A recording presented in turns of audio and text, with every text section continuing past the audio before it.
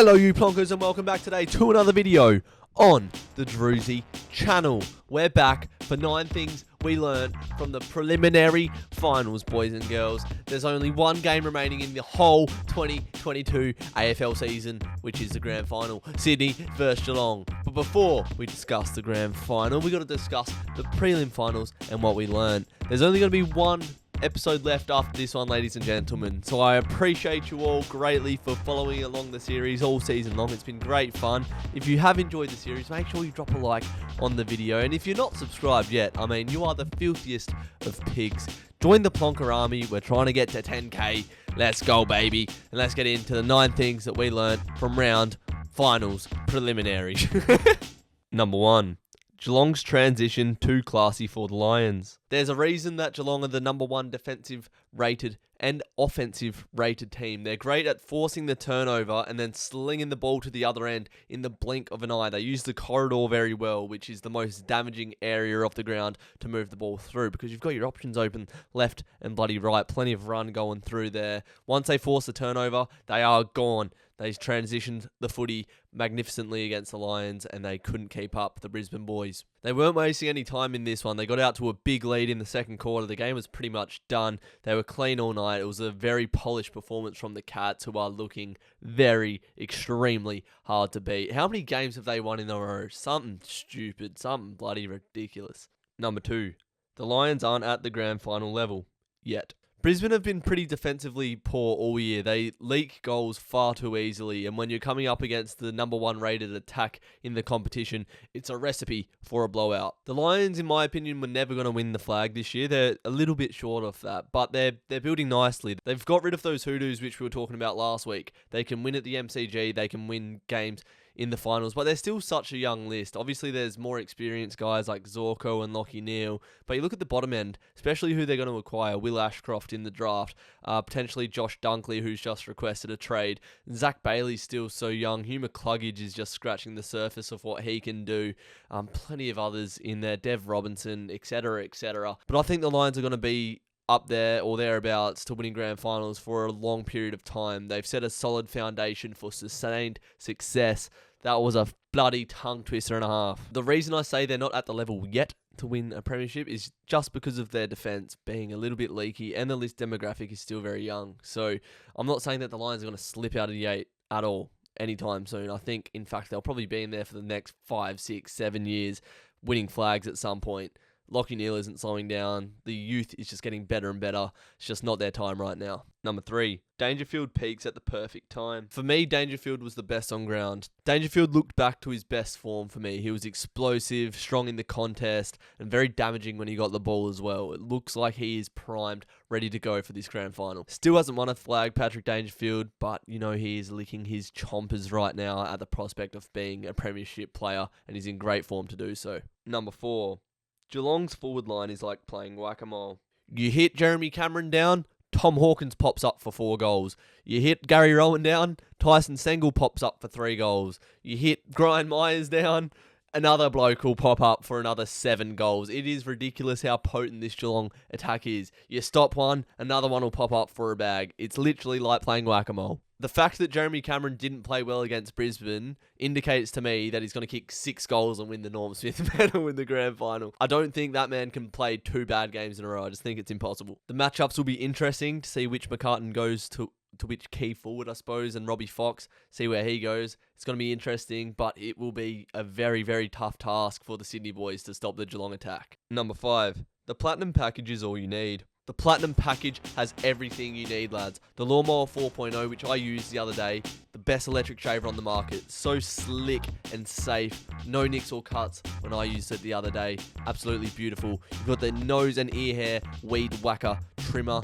to make sure you got no nose hair sticking out or coming out of your ears. You've also got a 2-in-1 shampoo and conditioner, a body wash, a deodorant, a cologne. It's got every single thing a man could possibly need in the bathroom. If you just want to sort yourself out once and for all, head to manscaped.com using the link in the description and use Drewzy20, all caps, no spaces at checkout, to just sort you out in the bathroom. You know that bathroom place where you go sometimes and you use all of these different things to get yourself ready?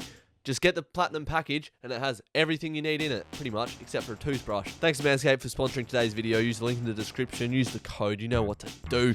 Let's get on with the rest of the things. Number 6, Swans give the Pies a taste of their own medicine. Collingwood have mugged off just about every team this year by winning by less than a kick or two. But in the second biggest of games, they go down by a point to miss out on a grand final. As Albert Einstein once said, every action has an equal and opposite reaction. Collingwood in the home and away season, beating teams by a goal, breaking hearts, loving their life. And then they get to the prelim, they're a whisker away from the grand final and they lose by a point. It just doesn't work out much better than that. I don't even hate Collingwood, but it's just funny how things work out. Number 7.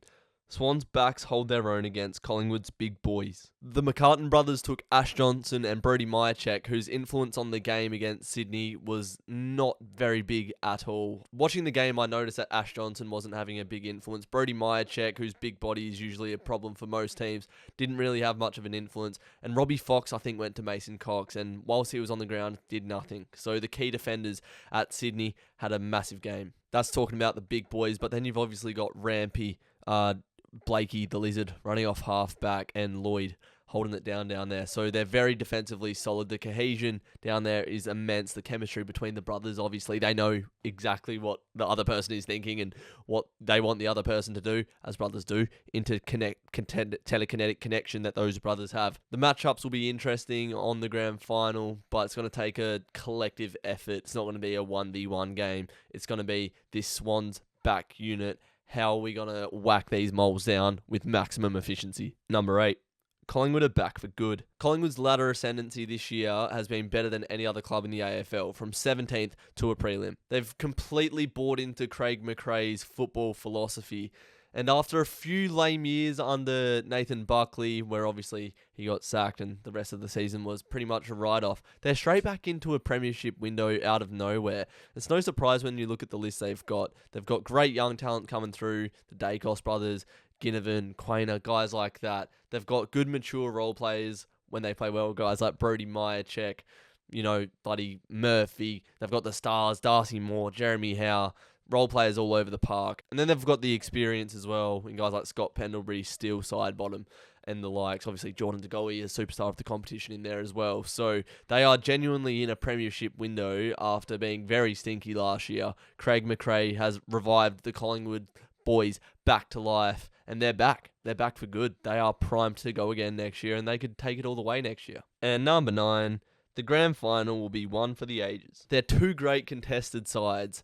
Sydney have the best pressure in the league, coming up against the number 1 defensive rated side in the league. We're going to witness all-time greats playing on the biggest stage. Buddy Franklin, the best player of our generation, coming up against another all-time great in Patrick Dangerfield, both vying for that flag. You've got fairy tale stories on both sides. Tyson Stengel back into the AFL system, all-Australian, potential premiership winner. And then you've got Paddy McCartan on the other side. AFL dream was over not long ago from concussion, and now he's playing in a grand final next to his brother.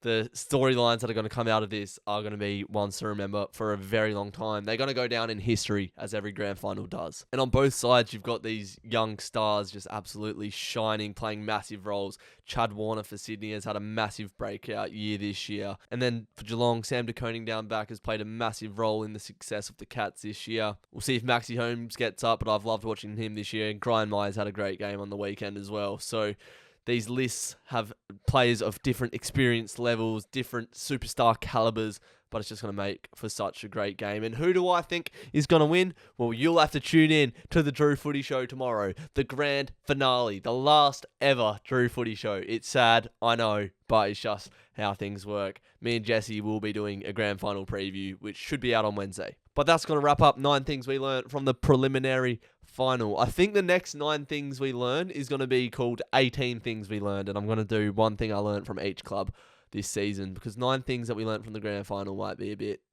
so that's how I'm going with it. Make sure before you click off the video that you leave a like and subscribe if you're new. Comment down below what you learnt from this round of football, and we will see you for the grand final, which I will be live streaming. I will be live streaming the grand final, so make sure you tune into the channel. But until then, take care, you plonkers.